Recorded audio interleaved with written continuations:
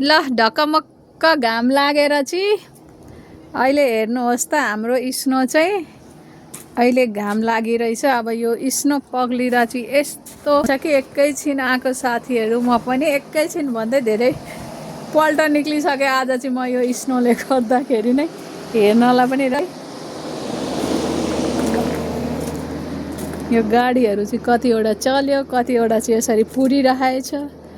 अन्त यहाँ हेर्नुहोस् न, यहाँ सिन हेर्नुहोस् हौ साथीहरू, गमलादेखि लिएर सब कुरा यसरी हिँडेर चाहिँ हिँड्नु पर्या छ है। अब त्यहाँनिर बाटो सफा गर्न आएको रे अलिअलि हिउँ फ्यालिदिइहालेछ हो। अन्त अब नुन छड्किने होला। यहाँ पनि नुन छर्केकै छैन, हिँड्नुलाई गाह्रो भइरहेछ। एकदम चिप्लो छ है साथीहरू। ल हाल छ है यहाँ चाहिँ। म चाहिँ हिउँ परेकोले एकदम मन परेर एकछिन निक्लेको हो। अन्त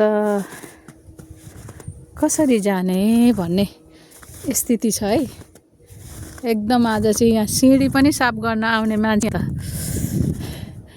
अरू बेला त सिँढी सफा गर्ने मान्छे आउँथ्यो, आज त यो हाल पो छ त यहाँ त।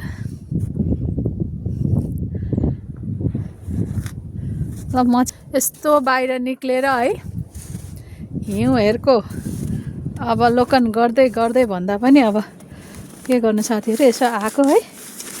हिउँ त सिँढीमा नुन हालेको त केही काम लागेन छ। मैले यत्रो बेरसम्म मेहनत गरेको त सबै मेहनत गई बाडमे भने जस्तो पो भएछ त।